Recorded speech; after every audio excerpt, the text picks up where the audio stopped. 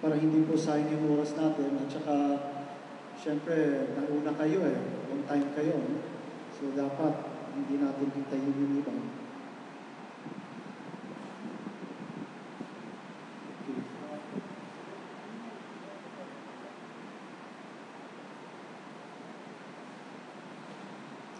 Okay, we are talking about G12. Okay? Alam niyo ba yun? Patungkol sa G12 to, baka inisip ko ibang klaseng seminar to.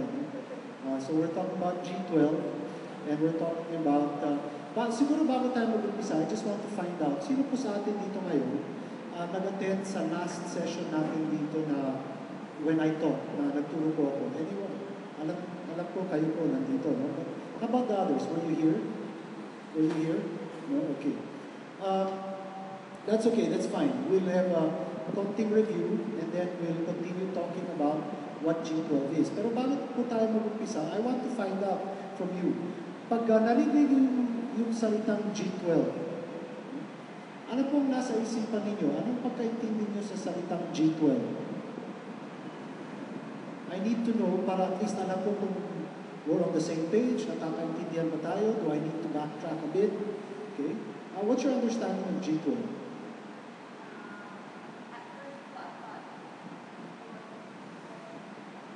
Koche?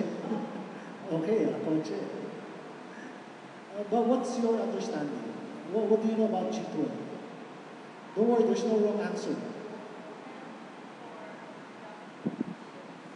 A program for Christians? For what kind of program? To do what? Discipleship? Okay, that's good. That's good. Tayo po? Yes. Anong pagkaintindi niyo sa G12?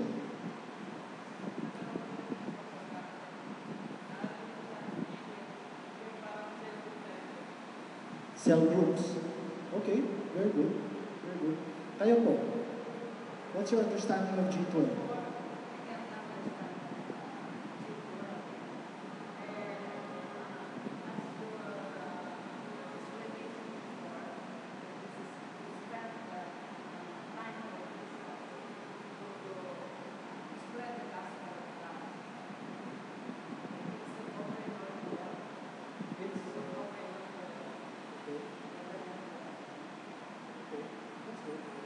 Okay, thank you. Tayo po.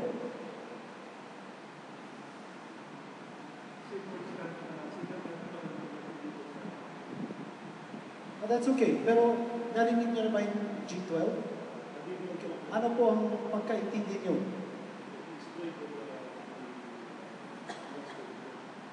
Spread the gospel. Okay. Okay, that's good. Sige, let's start from there. Kayo po, ano po ang naalala niyo patungkol po sa G12?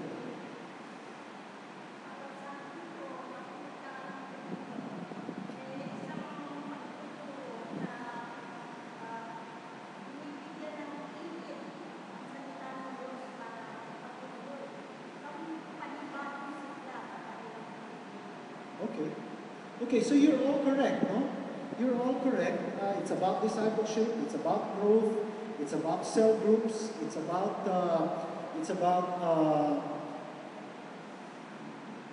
bringing Christians back on fire. Okay, these are all correct. These are all parts of what the G12 is. Okay? It's not exactly It's not exactly a summary of what G12 is, but these are all correct. They're what you shared. They're all part of what G12 is all about. Now, I want to know first, kasi I think we're all LICO, no? None of you are pastors, right? None of you are pastors. Alam ko, para sa LICO to. But do you have mga responsibilities sa church nyo? Meron ba kayong hinahawakan na ministry, ushering, cell group, prayer ministry, women's, youth, or anything like that? Meron po ba?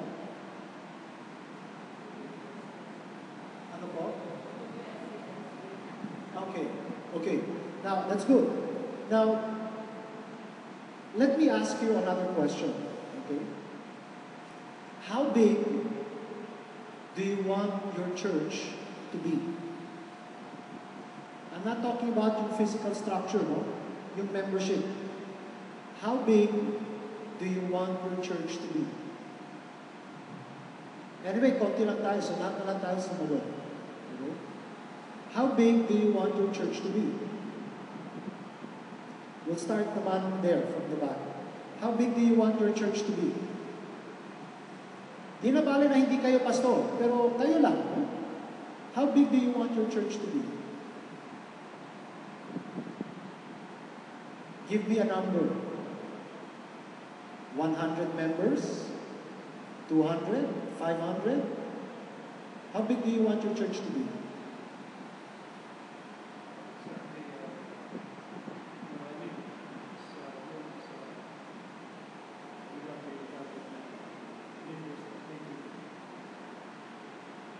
I know, but how big do you want your church to be? Give me a number. Gaano karaming ang miyembro?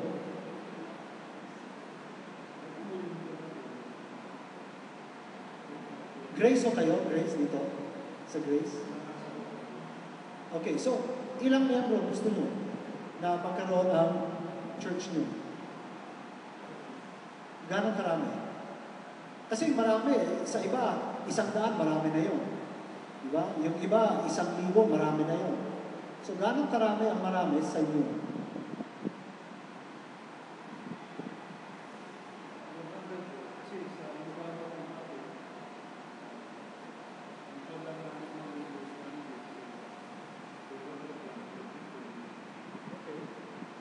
So, ano ang gusto nyo maging, let's say, goal nyo? Gaano karami? Halimbawa, na-implement nyo ang G12. No? At nag-work. It's working for you. So, anong goal nyo? Gaano karami gusto nyo maging miyembro ng church nyo? Times 5. So, ano po yung number na yun? 500. 500 members. Okay. How about you?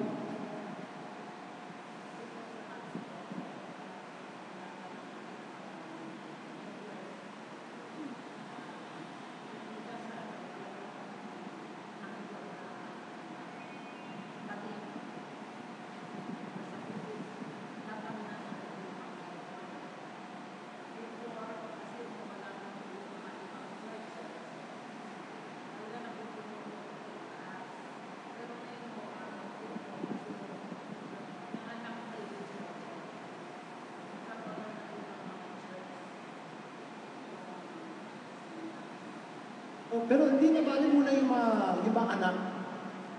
Yung church na ina-attenan ninyo, gaano kalaki ang gusto nyo maging church nyo? Okay, I've been to Knox, no? Nag-preach na rin po ako doon. Pero di ko maalala kung gaano kalaki ang church nyo. So give me a number. How many members do you want to have in your church? 1,000. I know, but how many do you want? Kasi pwede naman multiple services. Di ba ba? So, how many do you want? Kung mangangarap lang tayo, di ba? 10,000, very good. Okay, 10,000. Okay, kayo po. Ilang gusto nyo members sa church nyo?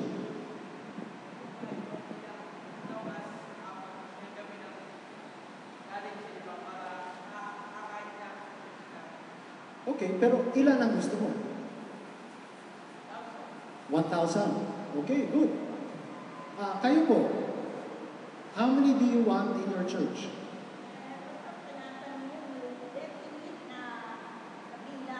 Well, let's say approximate. Halimbawa, isa 10,000. That means hindi pwede 10,001, di ba? So,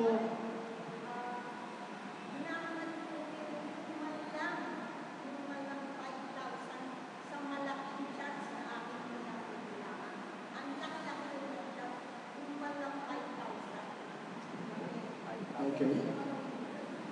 Well, never mind. Never mind whether natutupad or mukhang imposible. You know, we're not, right now, nangangarap na naman tayo eh. Okay? How about you? How many do you want? 30 or 50 members. Okay? Anyone want to change their number? Okay na kayo sa 500? O gusto niyo dagdagan ng isa pang zero? Ano po? Ilocano service? No. Basta yung church. Yes. Oh, yung church, whether, let's say, may Ilocano service, may Cebuano, may Tagalog, may English, at may Aleman pa. Diba? Basta yung total. Kasi hindi lang Ilocano service ang church nyo eh. Diba? So, ilan ang gusto nyo?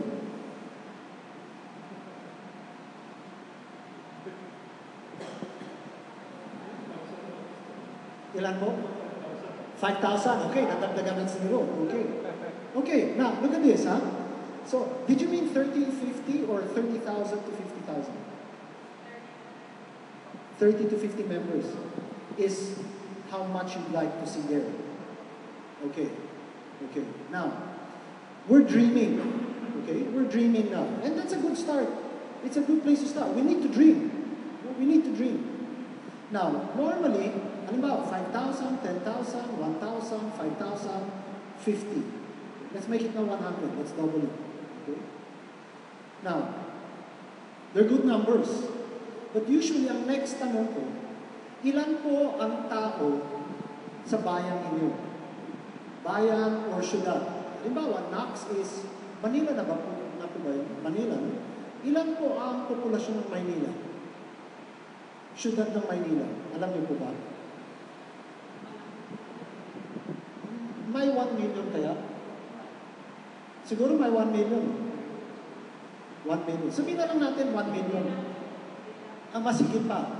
Okay, kasi alam ko Quezon City is about 2.5 million eh. Ang Quezon City. Kasi matagal kami sa Quezon City. Okay, no, but anyway, ang church yun nasa Maynila. So, sabihin na lang natin 1 million ang Manila. Okay? Para lang madali. Para lang meron tayong pag-uusapan. Okay? Saan po ang church yun? Grace, okay. So, Grace is Caloocan. Mga ilang taong nasa Caloocan? May 1 million din kaya? Hindi ko alam eh. May 1 million. Oh, sige, let's say 1 million. Nasaan ang church yun? Bulacan. Ilang tao dun sa Kainin? More or less. 10,000 na tao. Oh, sige. Okay, 10,000. Okay? Kayo po.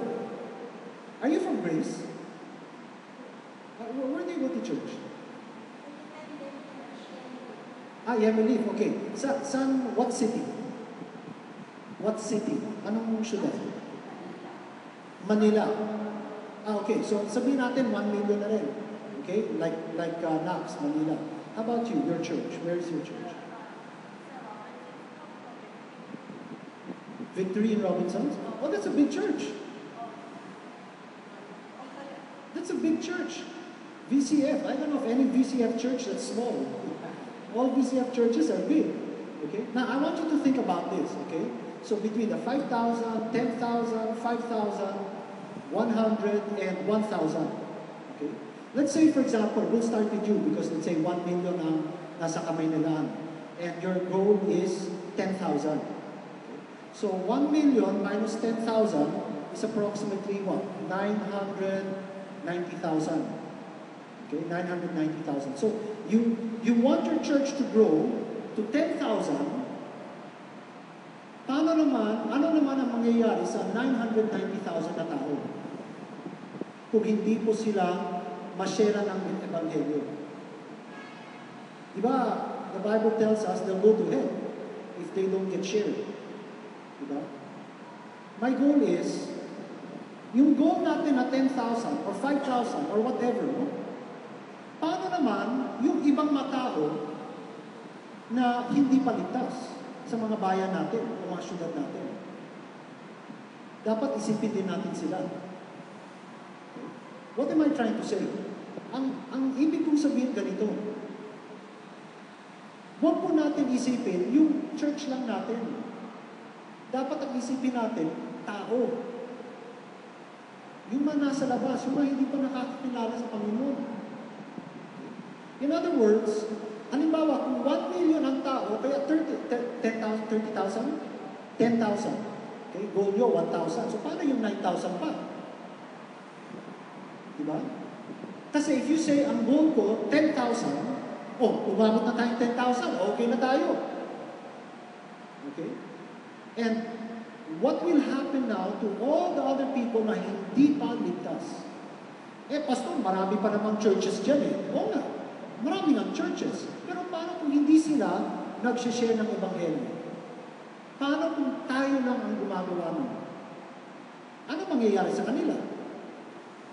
Pag hindi sila nabahaginan ng salita ng Diyos at sila'y namatay, they will be in hell forever. Forever. Wala pong patid yun, walang katapusan. Impyerno. What I'm trying to say is this. Dapat, kung may 1,000,000 tao sa syudad natin, ang dapat maging goal natin, 1,000,000 din. Kung 10,000 sa bayan natin, dapat ang goal natin, 10,000 din. Hindi 1,000 lang. See? Kung dito po sa Caloocan, may halimbawa, 1,000,000 din, dapat ang goal natin, 1,000,000 din. Because we have to think beyond our church. This is not about Knox UMC. This is not about the Yemilif. This is not about Grace UMC. This is about sharing the gospel to the lost. Ibig po sabihin niyan, habang meron pang mga hindi pa ligtas, hindi pa po tapos ang trabaho natin. We are not yet done with our work here on earth. This is not about my church, Words of Life, in Green Hills. The Green Hills area, sabihin natin may 500,000 na tao doon. Dapat ang goal ko, 500,000. Hindi pwede yung 100,000 lang, 200,000 lang, 300,000 lang, 400,000 lang. Paano yung 100,000 na di paligtas? See, as long as we're thinking church lang, ang church ko, ganitong kalaki, siguro ang kakasya dito, 500. Kung punong-puno talaga, siguro may 500 na kakasya dito. Sabihin natin may 4 na services, di 2,000 yun. Okay na yung 2,000 sa amin. Hindi pa okay yun. Why? Because it's not about growing our church. It's about saving the lost. Jesus said, I have come to seek and to save the lost. Luke 19:10. See? He didn't say, I came para makapag-start ako ng church. That's not what he said. In other words, we don't stop winning the lost habang may lost pa. Paano naman yung ibang church? Kung lahat pumunta sa church ko, di unahan tayo. Marami naman mga di mananampalataya dyan Maraming mga di paligtas dyan. Unahan na lang tayo.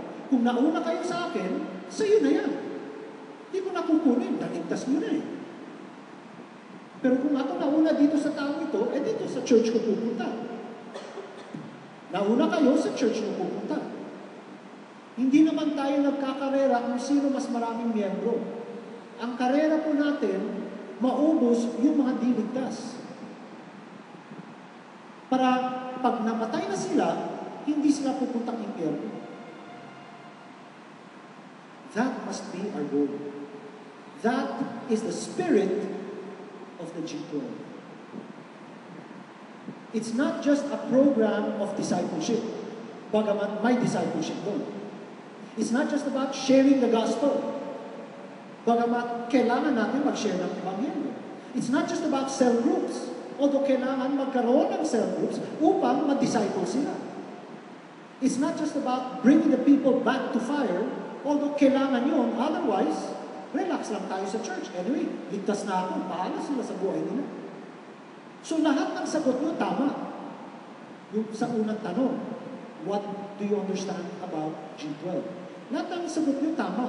But we have to understand that G12 is more than just discipleship. G12 is more than just fanning the flames. It's more than just sharing the gospel. It's about winning the lost and making disciples. At habang may lost, hindi pa po tapos ang trabaho natin. So, maganda po malayunin natin. 10,000 members, 5,000 members, at kung ano-ano pa. Maganda po yun. But, it is still too self-centered. Masyadong self-centered pa yun eh. Bakit? Church ko naman to eh. Gusto ko hanggang 10,000 lang.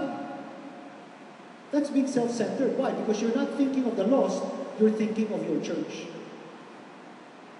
We have to think of the lost. Kaya mahalaga po na alam natin kung ilan. Ngayon, kung meron pa kayong mga miyembro na galing Quezon City, galing Makati, galing Pasay, Paranaque, Laguna, whatever, good. Maganda yun. Okay? Pero ang sabi ng Panginoon, doon muna sa Jerusalem. Diba? Abutin nyo yung nasa Jerusalem. Yung Jerusalem, marami nagtuturo. Ang ibig sabihin ng Jerusalem, yung pamilya nyo. Yung pamilya nyo muna. Pero alam nyo po, when Jesus said that to the disciples, you shall be my witnesses in Jerusalem, Judea and Samaria, and the uttermost parts of the earth. Nung sinabi niyang Jerusalem, wala pong nobody understood that to mean, yung Jerusalem, pamilya ko. Hindi, yung Jerusalem, syudad ko. Syudad ko. Hindi lang pamilya, kasama pamilya, yes. Kung yung pamilya nyo nasa Jerusalem. Pero ang ibig sabihin niya, yung syudad nyo muna. So if you are in Pasig, or Manila, or Makati, or San Juan, or Caloocan, yung syudad nyo muna ang abutin nyo. Ngayon, kung merong mga nanggagaling ibang syudad, edi praise the Lord. Mas maganda yun. Pero abutin natin ang lahat ng mga di pa mananampalataya, yung mga hindi pa ligtas dito sa syudad natin. Kaya importante po, mahalaga po, na alamin natin ilan ba ang tao dito sa syudad ko. O kaya man lang sa barangay ko. Okay? Like for example, si nanay here, Tondo. O sige, so maski yung Tondo, part ng Manila yun, gano'ng karami ang tao sa Tondo? Yun ang abutin nila. See? Yun ang dapat abutin nila. Bawat isa. Ngayon, kung itong sampayanan mga Kristiyano na, at pumupunta sila dito sa down the street Christian Fellowship, huwag na natin i-save yun. Huwag na natin dalhin sa church natin. Ligtas na yun eh. Nagfe-fellowship na dun sa kabilang church. Pero dito, yung kapitbahay niya, hindi pa ligtas, kailangan share natin. Dapat, ipag-pray natin. Hindi yung share lang, ayaw mo, at least, chineran ko na, ayaw Tapos, iwanan lang natin. Hindi. Pag-pray natin. Bakit? Kasi isang decision niya na yun na, hindi yan para sa akin, sis. Thank you anyway. Nagsisimba naman ako tuwing Sunday. Okay na ako doon. At saka, yung relasyon namin ni God, personal naman Maski hindi ako mag-church, okay lang. Maraming ganun. Akala nila spiritual sila kapag yun ang sagot nila. Hindi nila alam na binabahagi nila ang kanilang kamangmangan. Pero dahil alam natin yun, kailangan ipag-pray natin sila. Huwag natin tantanan. Tama ba yun? Huwag tatantanan, di ba? Let's not let go of them porque sabi niya, hindi, okay na sa akin yung ganito ako. O sige, huwag natin puwersa, pero ipag-pray ko siya. Araw-araw hanggang maligtas siya. Bakit? Kasi pag nagkamali siya at namatay na hindi paligtas, can you imagine? Hell forever. Medyo mababang panahon yun. Yung forever. Bakit? Dahil lang sa isang desisyon, hindi yan para sa akin. So, kung maintindihan po natin ang ang pinaka-spirito ng G12, it's about really winning the lost and making disciples. So, habang may lost, halimbawa ang buong syudad nyo, naligtas na. Ang buong Kamaynilaan, meron na kayong 1 million members. Pwede na ba tayong mag-relax? Ano ang sunod na syudad sa Maynila? On one side, Quezon City. Eh di tulungan niyo yung mga tiga Quezon City. Diba? Tulungan natin. Doon sa kabila naman, ang karugtong ng Maynila, Parañaque, Pasay. Oh.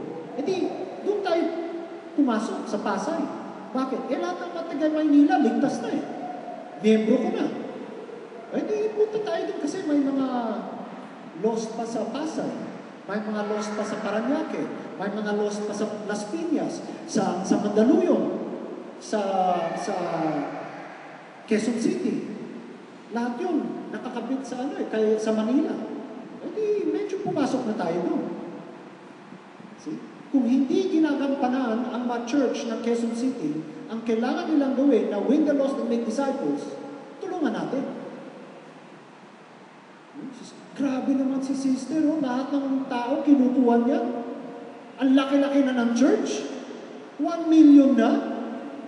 Eh, ayaw nilang kunin. Hindi kunin natin.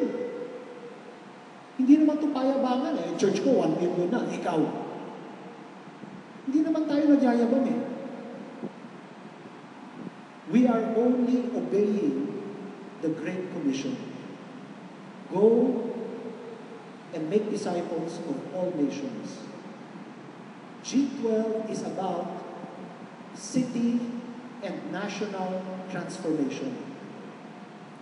G12 is not just about growing your church. If you think G12 is just a way to grow your church, kulang pa ang definition na yun. Hindi po mali, pero kulang. We have to go beyond church growth. Ang church growth, bunga lang yun. Bakit? Kasi, nagpipreach tayo, may nasasave, dinidisciple natin, so hindi siya aalis, dito siya magiging miyembro sa church ko, dadami ang church. Then, bahala na yung maiba na maiinggit sa atin. Bahala sila. Eh kung gusto nila, edi mag-attend sila dito sa G12 seminar. Matutunan nila to para apply nila sa church nila. Willing naman tayo tumulong kung makikinig sila. Willing naman tayo. Di natin dinadamot ang katuruan dito. Libre ito para sa lahat. They're free to learn. But habang may hindi paligtas, meron po tayong responsibilidad na i-win sila sa Panginoon. Yun po ang G12. Okay? Ngayon, having said that, nakita po natin last time, and I'll say this again for those who are new, we have to understand kung ano po yung primary calling natin at saka yung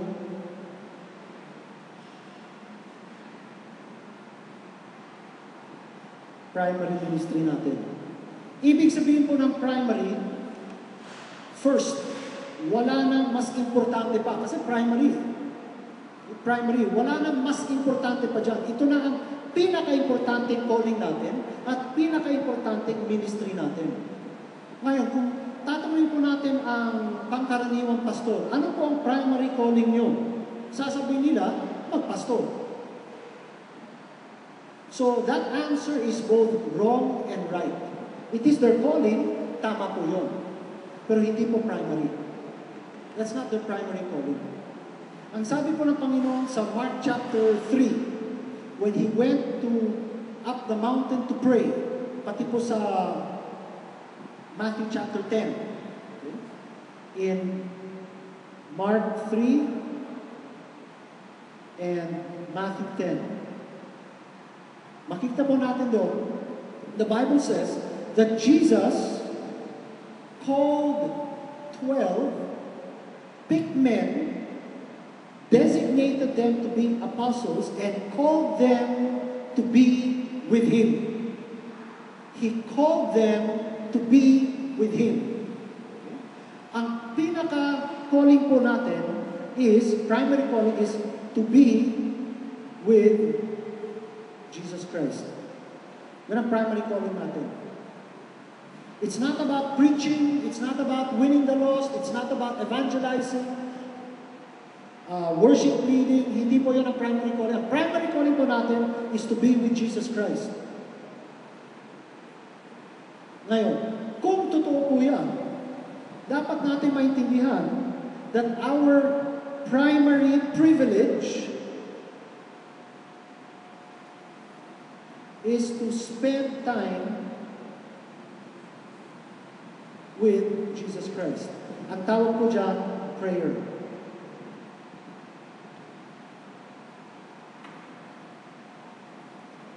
Kung ang unang calling po natin is to be with Jesus, then our primary privilege and responsibility is to spend time with Him.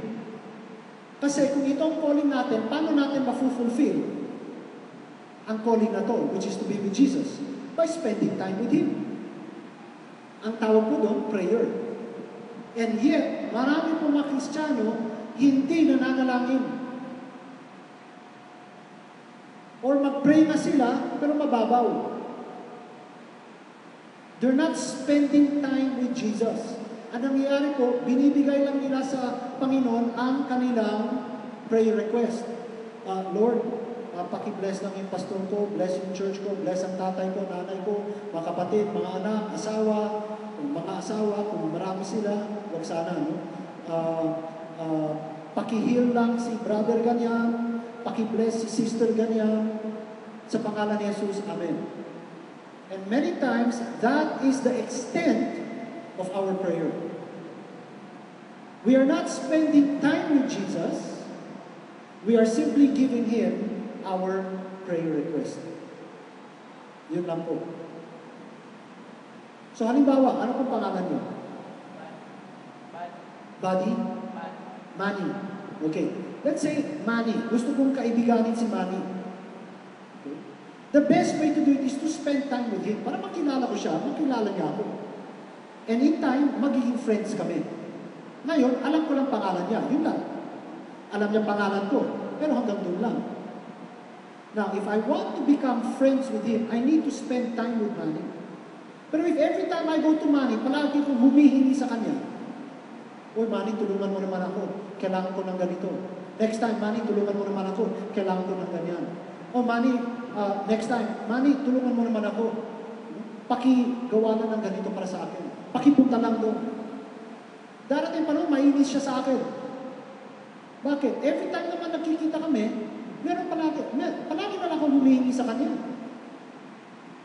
I'm not spending time with him. Tapos, pag umuo siya, o sige, Manny, thank you, alis na ako. Next time, Manny, tulungan mo naman ako. Uy, salamat ha, Manny. Sige, goodbye. Palagi na lang ganun. And yet, that's how we are with Jesus. We're not spending time with Him. Ginagawa natin alipin. Tayo tuloy nagiging Panginoon. Bakit? Tayo nagsasabi sa Kanya kung ano dapat niyang gawin. Pero kung naalala ko ng tama, di ba sa prayer na sinabi niya para sa atin, Thy will be done, hindi my will be done. Pero tayo palagi nagmamando sa Kanya. Lord, paki-bless lang si ganyan, i-bless mo si ganito, pagalingin mo si ganyan, bigyan mo siya ng bahay, ito, bigyan mo ng sasakyan, Panginoon. At saka yung church namin, bigyan mo naman kami ng ganito, ng ganyan, ng bagong computer, ng aircon, ng parang ginagawa natin utusan. That's not spending time with Him. That's why Jesus, He would wake up many hours before the sun would rise. Mark chapter 1. Many hours before the sun would rise. And there He would pray in a solitary place. Hindi po dahil marami ang kanyang prayer request. But what I think is because He likes to spend time with His Father. Dahil po doon. So, kung ang primary calling po natin is to be with Jesus, our primary privilege is to spend time with Jesus. Ang panalangin mo, hindi trabaho. Pribilehiyo. Tama ba yun? Privilege. Thank you. Prayer is a privilege. Bakit? Kasi meron tayong access Meron tayong access. Halimbawa po si Pastor Ver, napaka-importanting tao na hindi lahat basta nakakalapit sa kanya. kailangan pa lumapit sa sekretarya ng sekretarya niya. Bago man lang makita ang kanyang pagmumukha. Pero ako, dahil kaibigan ko siya, maski wala ng sekretary, sasabihin, O Joseph, basta ikaw, diretso ka lang sa opisina ko. Huwag ka nang mag-appointment, diretso ka na. Ang tawag doon, privilege. Na hindi na ako dadaan sa protocol, sa proseso. Meron akong access. Ganon po tayo kay Lord. Siya ang hari ng mga hari, hindi lang po presidente. Hindi lang po prime minister, hindi lang po bossing ng isang kumpanya. Siya ang hari ng mga hari, siya ang Diyos ng mga Diyos, Panginoon ng mga Panginoon, at meron tayong access sa Kanya. And yet, many do not take advantage of that privilege. To be able to come into the presence of Almighty God and say, Papa. Tapos sabi niya, Diyos ng mga Diyos, hari ng mga hari. Tapos hindi niya sinabi, pagtatawagin mo ako, sabihin mo lang, Your Highness. Hindi, sabi niya, sabihin mo lang, Daddy, sa akin. Sa'yo, Daddy ako. Anong ibig sabihin nun? Close tayo sa Kanya. Close tayo. Alam niyo po, sa dami ng tao dito sa lupa, 6.7 billion people. 3 tao lang sa lahat ng tao sa balat ng lupa. 3 lang po sila na tumatawag sa akin, Papa, ang aking 3 anak. Sila lang po. Lahat ang tawag sa akin, Joseph, Joe, Pastor, Sir, at kung ano-ano pa. Maraming tumatawag sa akin, Sir. Maraming tumatawag sa akin, Pastor. Meron ilan pa nga tumatawag sa akin, Bishop. Hindi naman ako Bishop. Maraming tumatawag sa akin, dahil hindi nila alam ang pangalan ko. Maraming tumatawag sa akin, cellphone. Wrong number pa. Pero 3 lang tumatawag sa akin, Papa. Tayo, Papa natin si God. Pero hindi tayo lumalapit. We are not taking advantage of our privilege to enter into His presence and say, Papa, alam mo, mahal na mahal kita. Baka hindi mo lang alam. Riniremind lang kita. Alam niyo, nakakakilig yun sa Panginoon. Bagamat alam niya yun. Nakakakilig sa kanya, nakakataba ng puso. Sasabihin pa niya sa atin yun. Anak, alam mo, mahal din kita. Sobra-sobra. And yet, we go to Him, Lord, pakigawa lang ito. Huwag mo kalimutan na i-bless mo rin yan. Ako, Lord, huwag mo kalimutan yan. Malaking utang na loob ko sa Kanya. I-bless mo yan. Madalas, ang ginagawa natin utusan. Bagamat gusto niyang gawin yun, huwag naman natin tratuhin na utusan si Lord. Tatay siya, tatay, Papa. Dito sa lupa, hindi natin inuutusan si Papa, ang tatay. Tayong inuutusan niya. Tayong anak Tayong inuutusan ni tatay. Hindi po tayo tatay, pwede ba, linisin mo sa sakyan ko? At saka tay, pabili na ng loan. Punta ka dun sa sari-sari store. Paludan mo yung cellphone ko. Hindi tayo ganun. Pero kay Lord, ganun tayo. Huwag sana. Dapat maintindihan natin na ang prayer ko ay isang privilege. It is a wonderful privilege that God gave to His children. Hindi po lahat na nagpe-pray may access sa Kanya. Halimbawa, ang mga Buddhist, nagpe-pray yun. Mga Muslim, nagpe-pray din sila. Mga Satanista, nagpe-pray din sila. Pero wala silang access kay God. In fact, hindi niya pinapakinggan ang masalita na gumalabas sa kanilang mga labi. Maski pray sila ng pray. Bakit? Hindi anak Hindi anak. Doon ka humingi sa tatay mo. Kung ang anak ko pupunta sa bahay niyo, hihingi ng pera pang-load sa cellphone nila, bibigyan niyo ba? Malamang hindi. Bakit? Sino ka? Nahihingi sa akin. Hindi, kailangan ko lang kasi ng load eh. May pera ka naman, di ba? O, may pera ako. Doon ka humingi sa tatay mo. Ayun din ang sasabihin ng tatay natin sa kanila. Ibang tatay mo, doon ka humingi sa tatay mo. Hindi po porket nagpe-pray, pinapakinggan ni Lord. Yung mga anak niya, pinapakinggan niya. Ang problema, yung mga anak niya, hindi nagpe-pray. Hingi lang ng hingi. Hindi pa marunong mag-worship. Huwag po natin aksayahin ang privilege na to. Kaya po, konti lang ang nagpe-pray. Dahil ang prayer, ginagawa parang batas. O Kristiyano ka, kailangan mag-pray ka. Ikaw, dapat mag-pray ka. Ikaw, kailangan mag-pray kayo, ha? Kristiyano ka, tapos hindi na-pray. Ano ba yan? So ngayon, tayo parang wala tayong gana mag-pray. Bakit? Kasi ginagawang batas eh. Sa halip na tingnan natin, isang privilege na napakasarap. Ginagawa natin, kailangan gawin. Thou shalt pray. Bakit? Kristiyano ka. So ano nangyayari? Trabaho lang. Trabaho lang siya. Kailangan gawin. Kaya kung kukuha po tayo ng survey sa church natin, tingnan natin, tanungin natin sila, sino po sa inyo ang nagpe-pray? Araw-araw. First thing in the morning. Hindi yung pag may oras lang. Hindi. Yung una, primary eh. Wala na mauna dyan eh, primary. Yung pagbangon, paggising sa umaga, good morning Lord. Ang sarap talaga ng araw na to. Ang sarap ng buhay. See? Ang galing-galing mo Lord. Grabe. Ganon, hindi yung, Lord,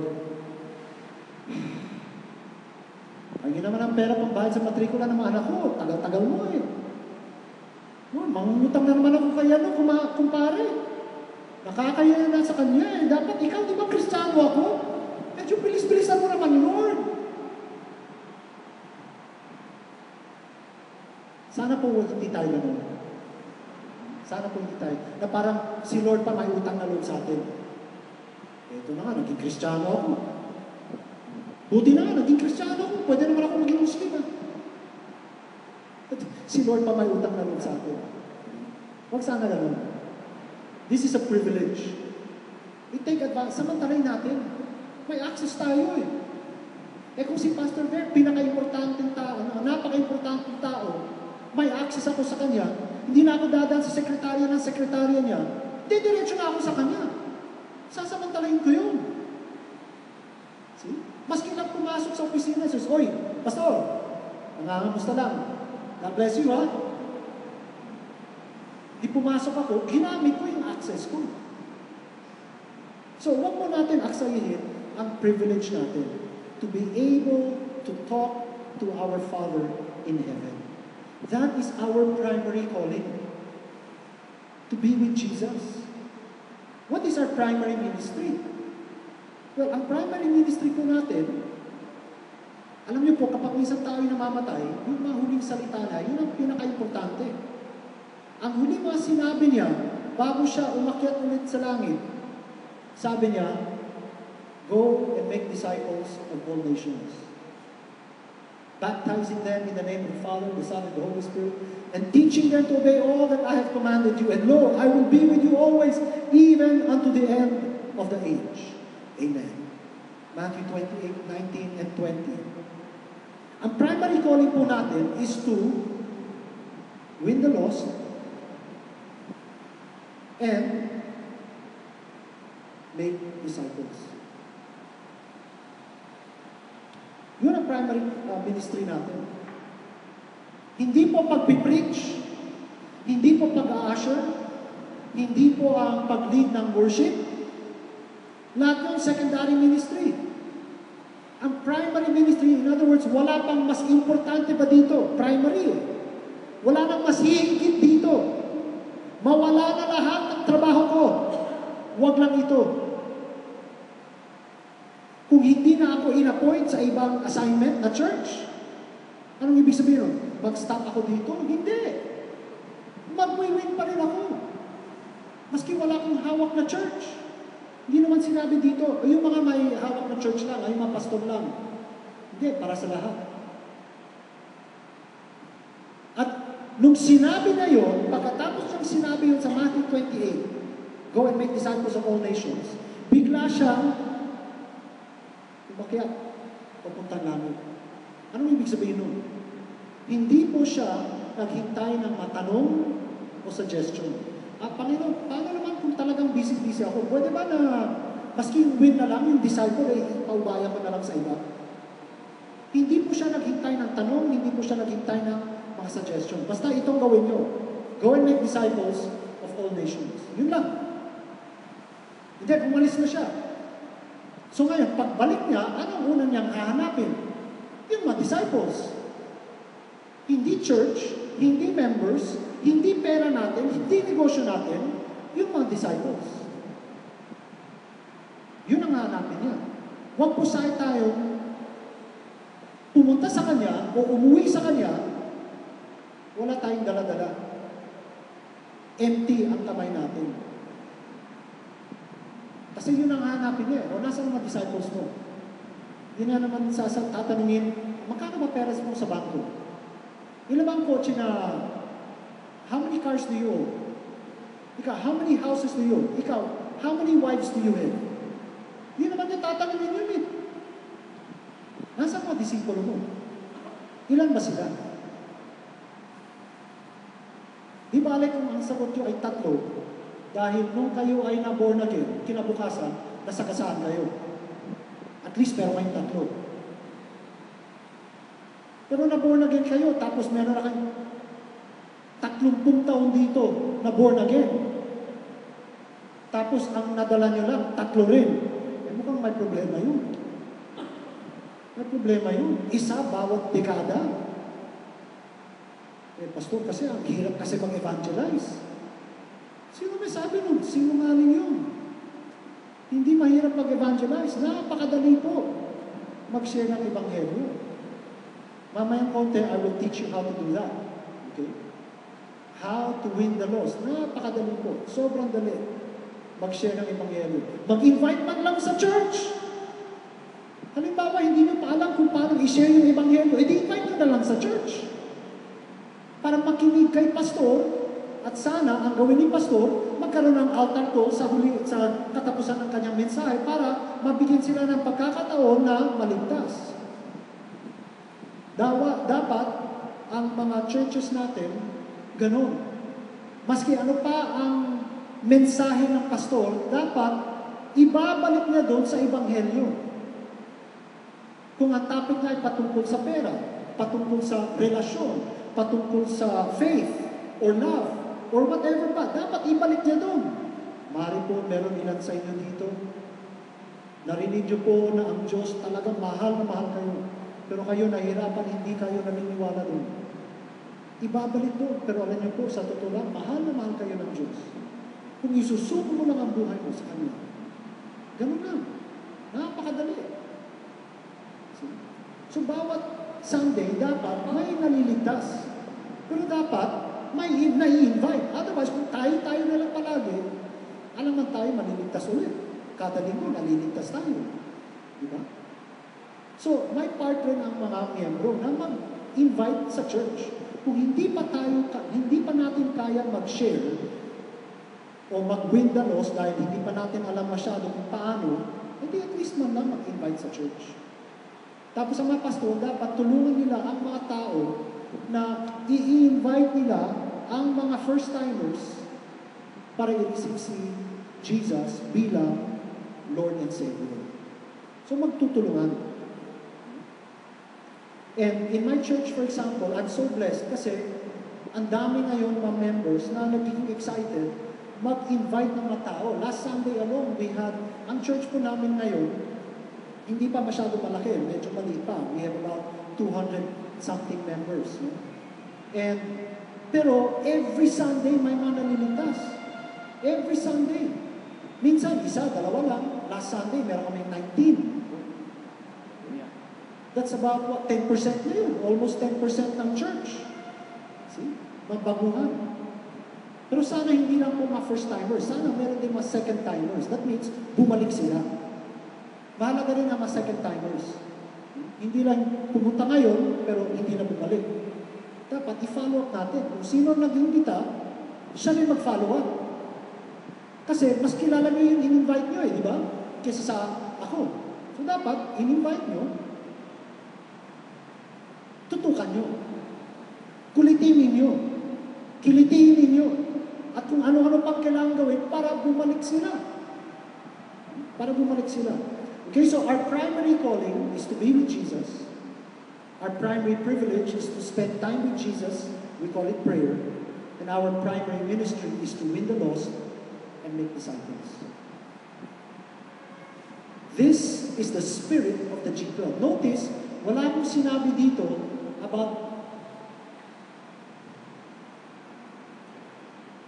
G12. Primary calling, to be with Jesus. Primary ministry, with the lost, make disciples. Wala akong sinabi dito, church growth. Wala. Bakit? Kasi sa G12, ang church growth, bunga lang yan Hindi tayo nagfo-focus sa church growth. Ang focus natin is to win the lost at i-disciple sila. When it comes to ministry. Pero mas higit pa dito is our relationship with Jesus. Ito napakahalaga. Alam niyo po, ang dami pong mga ministeryo ngayon nagsuserve sa Kanya, but they don't spend time with Him. Masyado silang busy. Hindi rin tama yun. Mas importante ito Ang ministry pwede mawala. Pero si Lord, wag sana. Wag sana po mawala sa buhay natin. Mas importante ito, mas mahalaga ito. So dapat ito this is what we need to take care of. Because if you love me, sabi sa John 14:15, if you love me, you will obey my commands.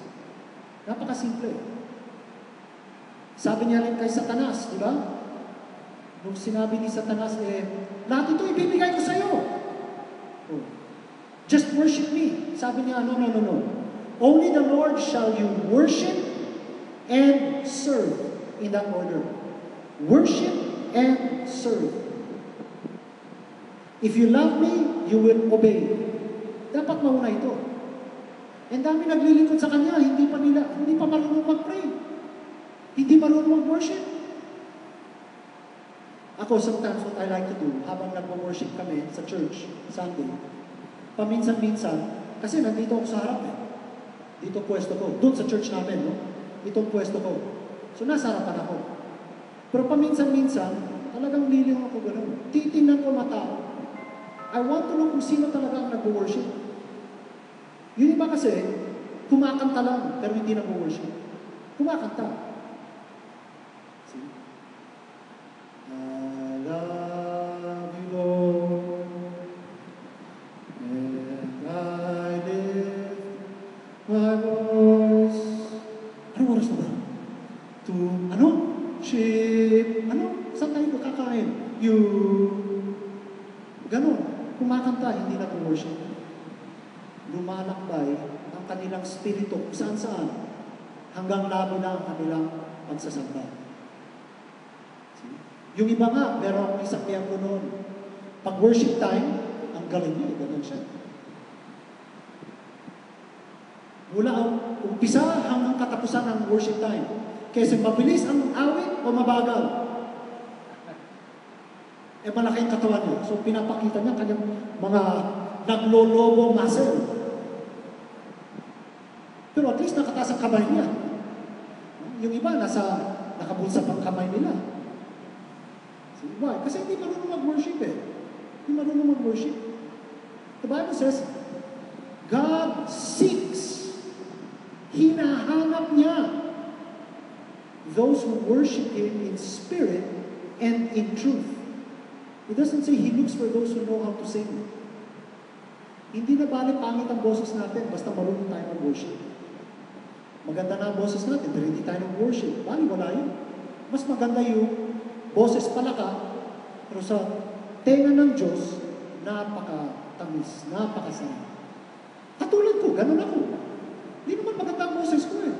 Pang-awit, kaya nga bumagin. Dumating si Falcon eh. Kumanta ako doon, wala sa service. Kumanta ako. O bago yun, si Egay, dumating. Ako rin yun. Di ba? Pero, nag-worship. Yun ang mahalaga doon. Nag-worship. Kasi pangit, wala sa tono, mali-mali ang mga sounds like lang yung mga salita ko, pero ang puso nag-worship. Yun ang mahalaga doon. So once in a while, I like to look around and see, sino ba nag-worship dito sa church? Ang maganda po dito, unti-unti, dumadami. Unti-unti, dumadami sila. Bakit? Kasi dinidisciple. Dinidisciple. Okay lang yung mga baguhan na nakatingin lang. Kasi first time hindi pa nila alam yun eh. Nahihiya pa, nakatingin lang, nakaganon pa. Nakatingin sa mga lyrics, hindi kumakanta. Okay lang sa akin yun. Basta bago. Pero yung matagal na sa church, ganun pa rin, may problema. May problema. So we need to understand yung priorities natin. We need to understand. Kaya po, sa church ko, meron kaming covenant.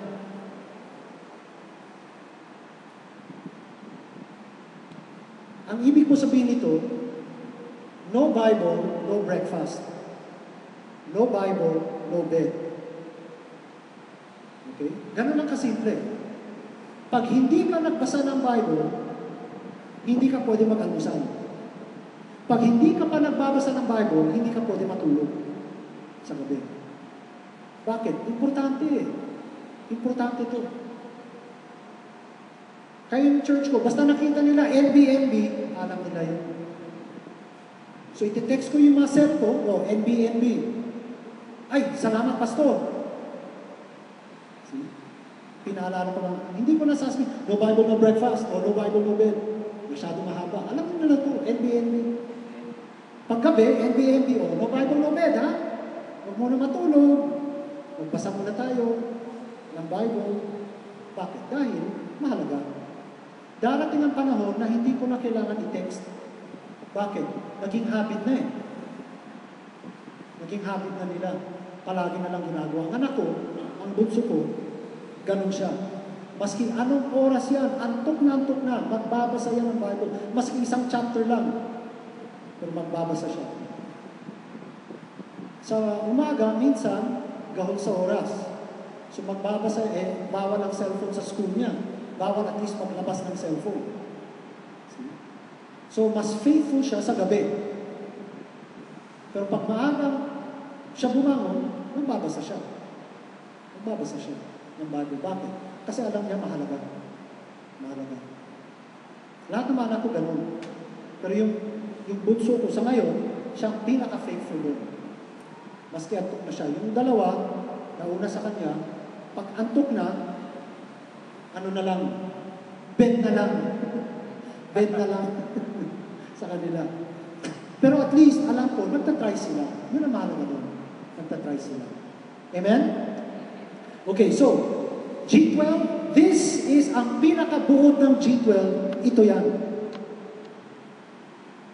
It's about being with Jesus and winning the lost and making disciples. In the process, ang maganda pong mangyari dito, ang bunga nito, church growth. Church growth.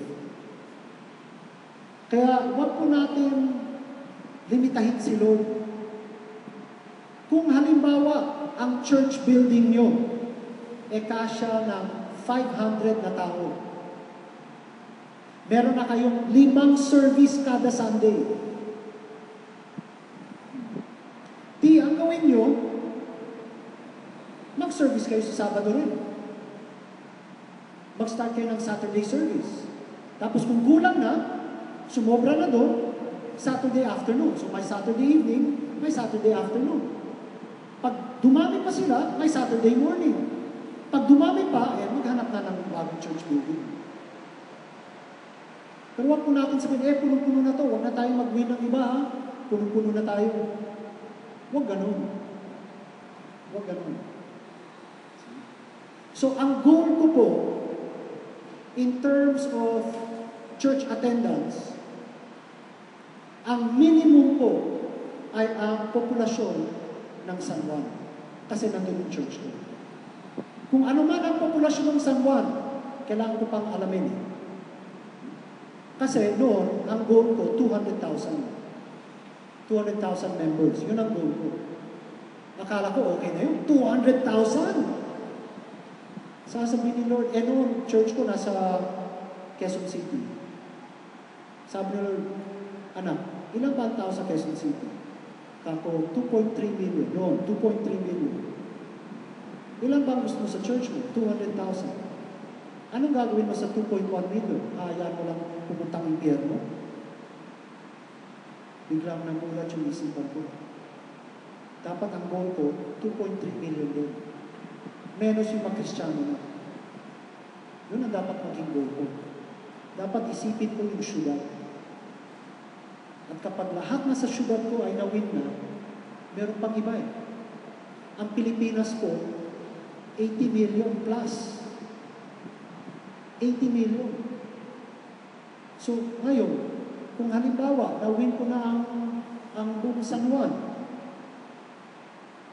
nandun lang ang Pasig, nandun lang ang Mandaluyong dito sa side, Mandaluyong dito. Ang Quezon City, nandito lang. Ang Pasig, nandun. O di, papasukin ko yun. Mag-win din ako. Paano naman yung mga nasa norte? Yung mga nasa southern Tagalog, yung mga nasa Kabisayaan, Mindanao, di mag-start rin ang church nun. Tapos, ang maging goal nila, kung ilang tao sa kanilang barangay o syudad. Kung mag-start tayo sa Cebu, ilang tao nasa Cebu? At least man lang sa syudad, sa city. Ang Mandaue, Lapu-Lapu, at Cebu City mismo. Ilan ang mga tao doon? O kung may 1 million yan, o 2 million, dapat ang goal natin, 2 million din. See? That's what G12 is about. It's not about building your church. It's about building the kingdom of God. Bakit po? Dahil ang church natin napakaliit. Masyadong maliit ang church natin. Kasi kung church lang natin, at mas malaki ang church ni Pastor Ver, mahigit ako sa kanya. Pero kung pareho ang goal namin, which is to build the kingdom of God, kasi pumunta sa church niya, pumunta sa church ko, okay lang. At least naligtas. Pero mahalaga po dito, sila ba ay dinidisciple?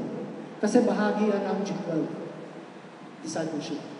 Pero kailangan iwin muna, huwag mong i-disciple yung hindi paligtas. Di nyo pwedeng i-disciple ang hindi paligtas. Kailangan iwin muna natin. Bago natin i-disciple. So ngayon, what time is it? Okay, we'll take a break in 15 minutes, huh? Let me just share this with you. How do I win?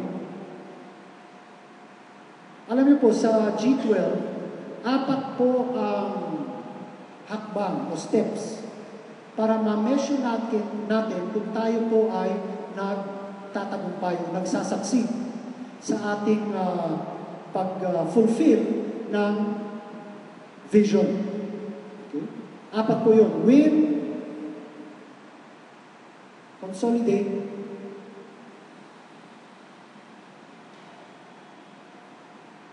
disciple, send. 4 lang po. Iwiwin muna natin ang consolidation, ibig sabihin dapat maging bahagi ng church at cell group. Explain natin yan. Tapos, tutulungan natin, ang sabi ng Panginoon sa Matthew 28, di ba? Go and make disciples of all nations, baptizing them in the name of the Father, Son, Holy Spirit, and teaching them to obey. Yan. Teaching them to obey all that I have commanded you. And then, isa-send rin po natin para sila naman ang mag-win. And then, yung mga disipulo natin, gagawin rin nila yan. Sa kanilang mga disipulo. At yung kanilang mga disipulo, isa-send nila para maghanap ng kanilang mga disipulo na iwiwin nila, tapos i-consolidate, tuturuan nila, tapos isa-send nila. Paulit-ulit lang yan. Napakasimple po. Napakasimple i-memorize. Win, consolidate, disciple, send. So ngayon, tingnan muna natin yung win. Yung win lang muna. Okay? Dahil, yung consolidate, disciple, send, hindi natin magagawa kapag hindi muna natin win-win. Okay? Kailangan i-win muna natin. Ngayon, paano natin i-win? I-share ko po sa iyo yung tinatawag na one-verse evangelism. Siguro ilan sa inyo, baka alam nyo na to. Okay? So, magiging review lang po ito. Pero, marami pong mga paraan.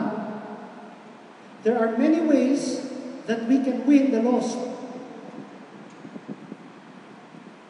Pero, simplahan na lang natin. Yung iba kasi, meron pang EE, di ba? Narinig niyo ba yung EE? Evangelism Explosion. Okay? Ang problema hindi naman problema, pero ang challenge sa EE, ang daming mga verses na kailangan i-memorize. Tapos aalamin mo pa kung ano mauuna, and then i-memorize mo yun. By the time ready ka na mag-share, nakalimutan mo na. Yun ang medyo challenge sa EE. Okay? Yung iba naman, kailangan ng props. Halimbawa, yung mga colors. Alam mo yun, yung colors? Meron black, meron white, meron red, may blue, may green, mga ganon. So, kailangan palaging meron kang props. Paano kung lalaki, hindi nagdadala ng bag? So, may challenge din yun. Pero yung one-verse evangelism, napakadali po. Kesa may props ka o wala, madali lang i-memorize to. Let me show you how. Dapat i-practice nyo to all the time. I-practice nyo lang hanggang ma-memorize mo to, whether forward, backward, sa inyong pagtulog, nasishare nyo pa yan. Okay? Talagang sobrang galing na sa pag-ensayo nito. So, one verse evangelism. That means, one verse lang kailangan i-memorize. Okay? One verse lang. Romans 6:23. Anybody know what Romans 6:23 is? Huh? Okay, very good. Huh? For the wages of sin is death, but what? The gift of God is eternal life through Christ Jesus, our Lord. Very good. So, ang dali i-memorize, diba? For the wages of sin is death, but the gift of God is eternal life through Christ Jesus our Lord. Ganito po yun. Paano i-share? Okay? Kailangan, learn how to share it in 2 minutes or 20 minutes. Kung walang time ang iyong i-sharean, bilisan mo. 2 minutes. Sabihin mo, sige, pwede po, meron ba akong i-share sa'yo? 2 minutes lang. 2 minutes lang. Malamang, oo, yun. Pero kung may time naman kayo, pwede mong habaan, pwede bang i-explain pa ng konti. Okay, so kailangan maging dexterous tayo. No? We know how to share fast or take our time. So ganito po yun.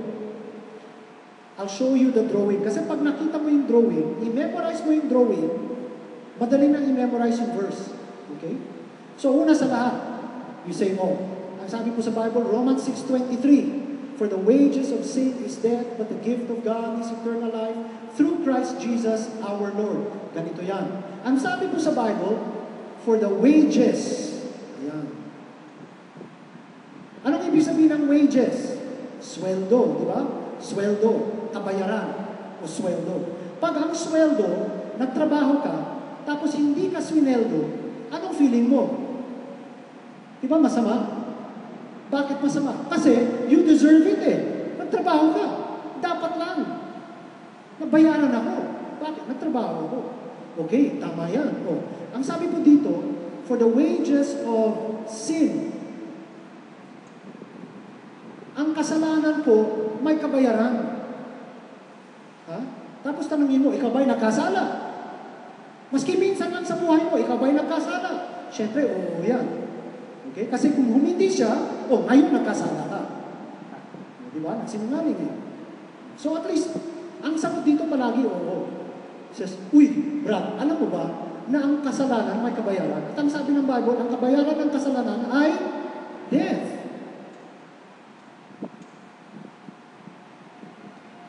Bible, ang death, hindi lang po ang paghinto ng ating katawan. Ibig po sabihin ng death, tayo ay hiwalay sa Diyos. Yun po ibig sabihin ng death. Ikaw ba'y nagkasala? Oo. Alam mo ba, na karapat dapat lang mamatay ka? Yun ang sabi ng Bible. The wages of sin is death. Ikaw ay nagkasala, ikaw ay hiwalay sa Diyos. So maski pa anong gawin mo dito, wala ang Diyos dito, nandito siya. Pray ka ng pray, gawa ka ng mabubuti, bali wala.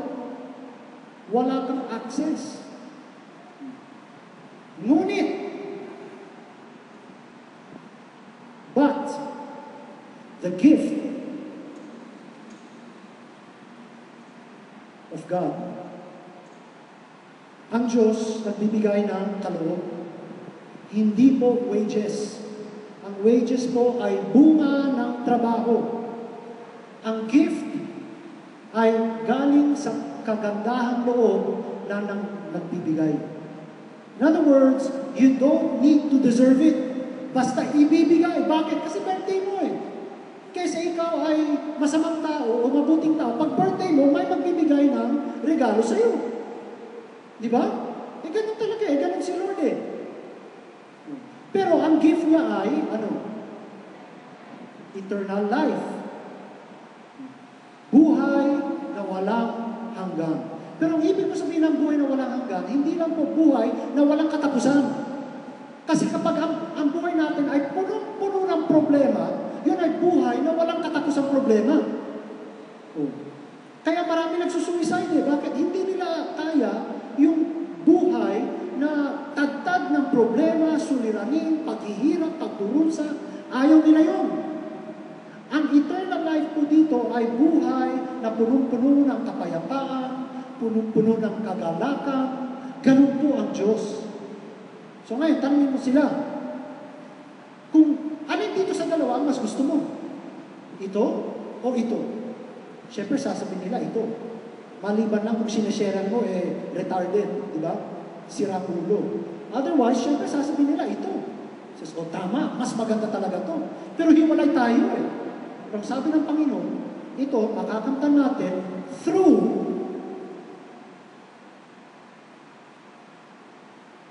Jesus Christ. So ngayon, tanongin mo sila, kilala mo na siya? Uy, kilala ko siya. Bakit? Dito sa Pilipinas, malamang ang masishare ninyo, Katoliko. Siyempre, kilala nila si Lord. Says, maganda yan. Kilala mo kung sino siya. Anong ginawa niya? Namatay siya sa krus para sa kasalanan natin. Okay, maganda yan. Pero sabi ng Bible, through Jesus Christ, our Lord. Anong ibig sabihin ng Lord? May-ari. Kaya, Lord, may-ari ng lupa. See? Ang ibig sabihin ng Lord, owner. So kapag ang Diyos, si Kristo, ay owner ng buhay mo, anong ibig sabihin yan?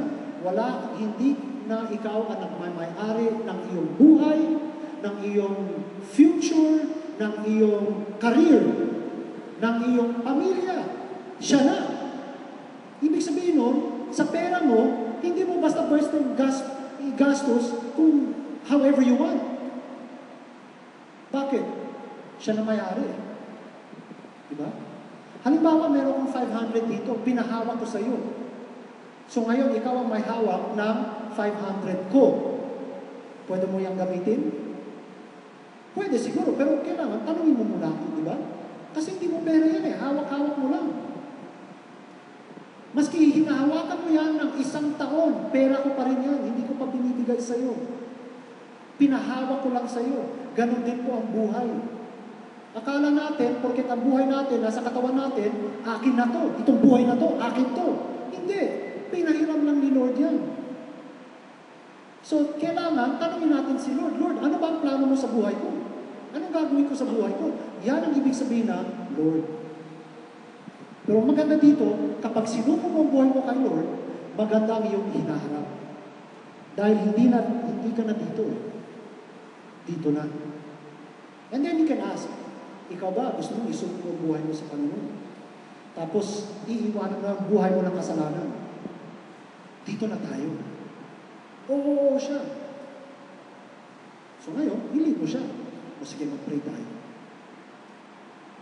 See? Ganun lang kasimple. I-memorize mo lang yan. No? You look at this. For the wages of sin is death, but the gift of God is eternal life through Jesus Christ our Lord. Nandiyan ang buong verse. I-memorize mo lang yung picture, mamememorize mo yung verse. Ito, maski walang papel, i-share mo lang, kaya. Kung nasa Starbucks kayo, wala kayong papel, kumuha kayo ng tissue. Manghiram kayo ng ballpen sa barista. Para mo ng ballpen, ha? O ito, pakinggan mo ko. Yan, sulat mo sa napkin. That's how to share. Ito, i-memorize nyo lang to. Napakadali. It took me 5 minutes to share this. You can make it shorter. You can make it shorter, you can make it longer. Kung gusto nyo. Kasi kung kaibigan mo yan, halimbawa, syempre, kilala mo siya. Kilala mo siya. So you can say, o diba, sa buhay mo, kumusta naman ang negosyo mo? Yun ang problema Brad. Medyo nahirapan ako. Anong gusto mong gawin? Di ko nga alam Alam mo kung nandito ka, di may access ka kay Lord, di tanongin mo siya. Bakit? Yung negosyo mo, negosyo niya. Problema mo, problema niya. Tutulungan ka niya. Ganun ba yun? Oo, ganun yun. Pero kailangan isuko mo buhay mo sa Kanya. Otherwise, nandito ka. Hiwalay sa Diyos. See? So you can make it personal. That's why all you need to do is memorize this. One verse evangelism. Napakadali ngayon mag-share ng Ebanghelyo. Ang ginagawa ko lang, nagpe-pray muna ako. Na Lord, mamaya meron kong kausap na si ganito. Ngayon pa lang, Panginoon, handa mo ng puso niya. Siyempre, hindi niya alam kung bakit. Says, uy, magkape naman tayo. Diba? Sasabihin ko kay Manny, halimbawa, Manny, kaibigan ko, hindi pa siya ligtas. Uy, Manny, magano naman tayo, magkape naman tayo. O, sige. Sige, dito tayo sa may Dunkin Donuts dyan, o Starbucks, or wherever. O, kumusta na? Diba? So, kwento muna. Wag mong yung pambunga dyan, ito kagad. Huwag ganon. Uy, Manny, meron akong share sa'yo. Ano mo ba ikaw makasalanan at ikaw pupunta yung piano? Matatakot yan, di ba? So, huwag ganyan. Okay? Medyo himas-himasin mo muna. O, kumusta ka na? Nanay mo, tatay mo. Di ba? Kumusta na negosyo? Kumusta na ang trabaho mo? Kumusta na pag-aaral? O whatever. So, magkwento lang. And then, maghintay ka lang ng opening. So, kumusta na trabaho? Yun ang problema ko ngayon. Ganun ba? Bakit? Kasi ganito, ganyan. Ang dami kong problema sa trabaho ngayon. O, naiiwan ako sa paaralan Hindi ko maintindihan yung sinasabi ng teacher ko. In fact, yung last test ko, F. Ganun ba? Alam mo ba, pwede kang tulungan ni Lord? Pag-pray kita.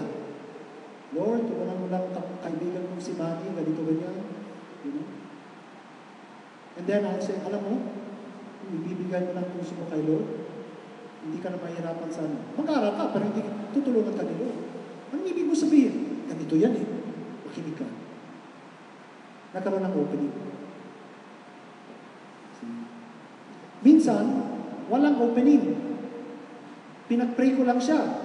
May test siya sa school. Halimbawa, estudyante siya. Gumanda ang grades niya. So ngayon, text ko siya. Manny, kumusta yung test mo? Uy, grabe!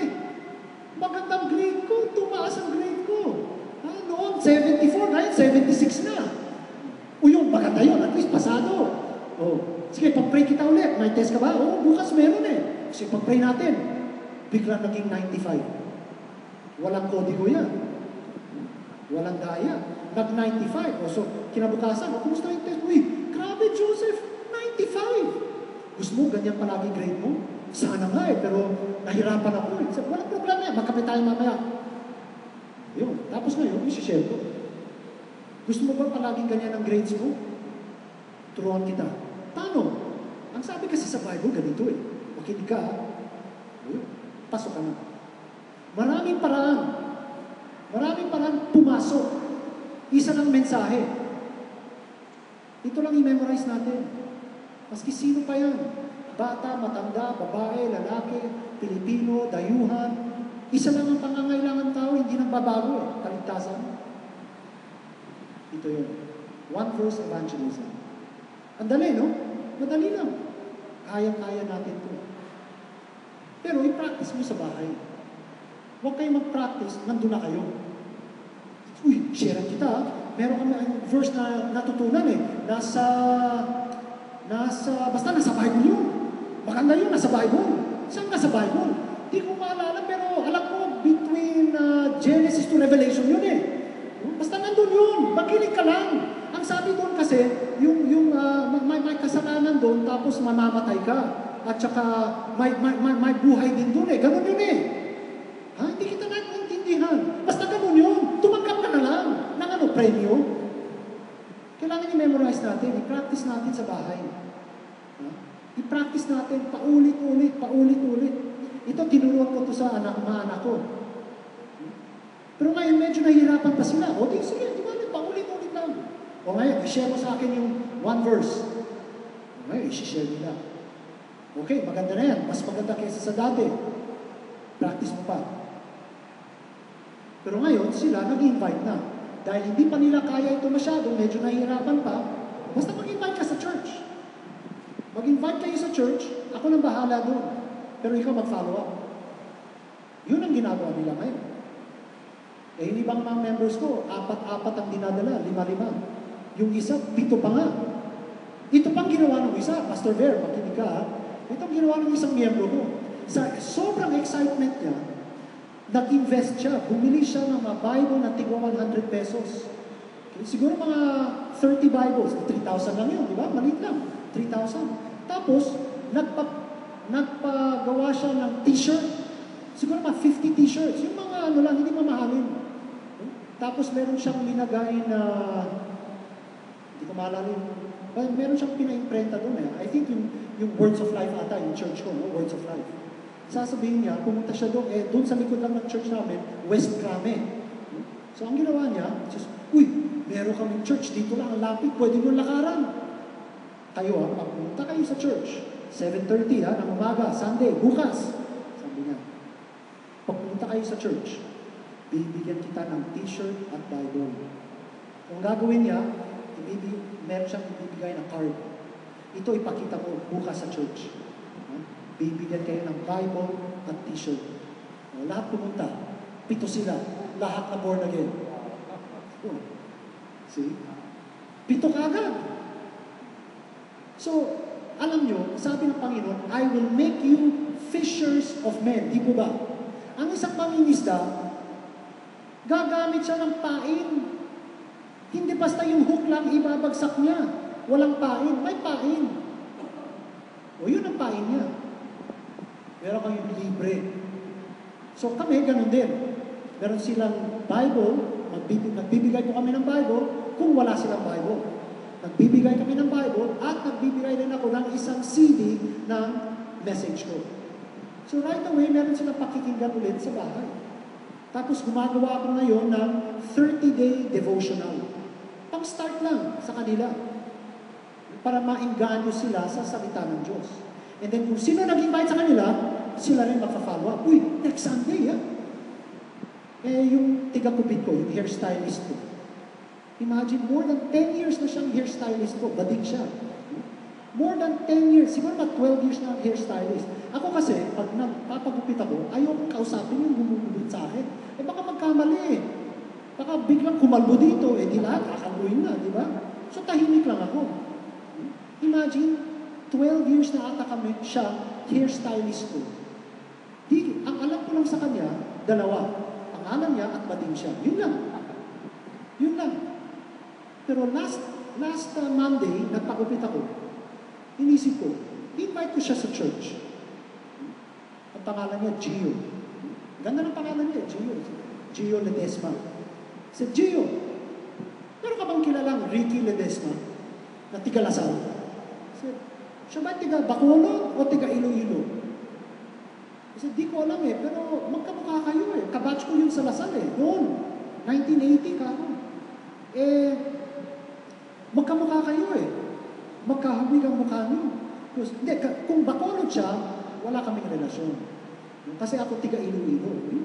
Doon ko lang natuklasan na tiga Iloilo. So, Bisaya ka pala. Bisaya ako.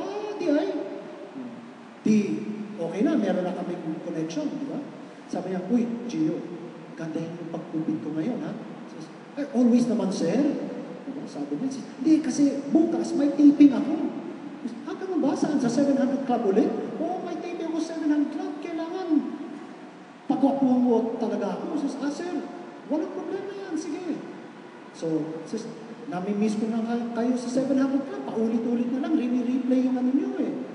Buti naman, may bago naman ngayon. Says, nga, may bago. So, siya nga pala. Alam mo, tagal-tagal mo ng ako customer mo. At alam mo, at pastor ako, hindi ka pa bumibisita sa church ko. Punta ka naman sa church ko, Sunday. O, sige, pastor. Sige, pastor. Sige, itong Sunday, asahan kita. Tapos sabi, teka muna, pastor. Umambyo, umambyo siya. Teka muna, pastor, kasi meron kaming outreach, meron kaming ginagawa pag Sunday, nagpupupit kami ng libre. Minsan sa mga mahihirap, minsan sa Malacanang, sa mga government offices, pang-outreach. Maganda yan. O sige, pag wala ka kanya ng Sunday, punta ka sa church. O sige, pastor, akin na cellphone mo. Ite-text kita Sabado, O sige, pastor. Ganun lang, simple. So mamaya, natapos nito, ite-text ko siya. O Gio, bukas, yung suki ko sa cellphone, in-invite ng misis ko. Pumunta last Sunday, na-born again. Kasi ang dali talaga. Na-born again siya. So itong last Wednesday, talagang pinuntahan ko. O Jay, kumusta na? Ayun sir, Sunday ulit Nandun ako, sige punta ko sir. Okay na yun. Finalo ako lang.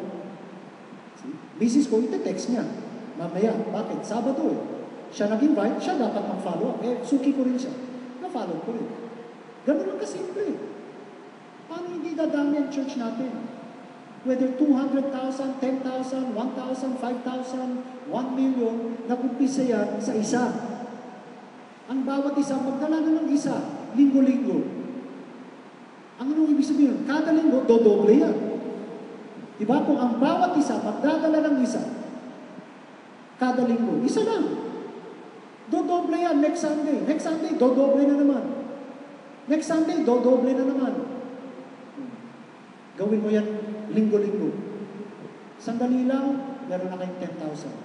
Sandali lang, may 50,000 na. Yung 10,000 lang, magdala ng isa, 20,000 na yun. Yung 20,000, next Sunday, magdala ng isa, 40,000 na yun. Anong ginagawa nila? Nagdadala ng isa. Yun lang. O yung 40,000, magdala ng isa, hindi 80,000 na yun. Kung ang bawat isa, magdala ng isa. Kaya ba natin sa loob ng linggo mag-imbita ng isa? Kaya. Madali lang. Huwag mo sabihin, mahirap mag-evangelize. Huwag mo sabihin yan, kasi kung sasabihin mo yan, sa'yo, mahirap talaga. Huwag mo sabihin yan. Sabihin mo lang, madali. Kapag sinera mo na yan, sigurado tatanggap yan. Kung hindi man lang tumanggap, mag-a-attend sa Sunday. Sabihin mo lang yan. Maniwala ka doon, tapos tingnan mo. Pupunta sila. And then, ipag-pray nyo araw-araw. Pag-pray nyo yan. Lord, si Gio pupunta itong Sunday. Panginoon, ngayon pa lang, handa mo na yung puso niya. Para maski ano pa ang maging mensahe ko, Lord, dapat may matatouch sa puso niya. May matatouch sa buhay niya. Mayayanig ang kanyang mundo. At makikita niya, wow, kailangan kita, Lord. Tapos isusuko niya, Panginoon, itong Sunday. Huwag na natin pabuti ng next Sunday, itong Sunday. Dapat ganun tayo. Bakit? Malaga ang kaluluwa niya sa Panginoon. Namatay siya para sa Kanya. Maski ano pa siya, satanista, Buddhist, Muslim, Badim, Tomboy, yung ano pa, mahal siya ng Diyos. Namatay siya para sa kanila. Dapat, mahalin din natin. Amen po ba? Okay, mag-break tayo ng 10 minutes and then we're going to continue. Okay? My CR doon, if you want to go to the CR, we'll take a 10-minute break and then balik tayo dito.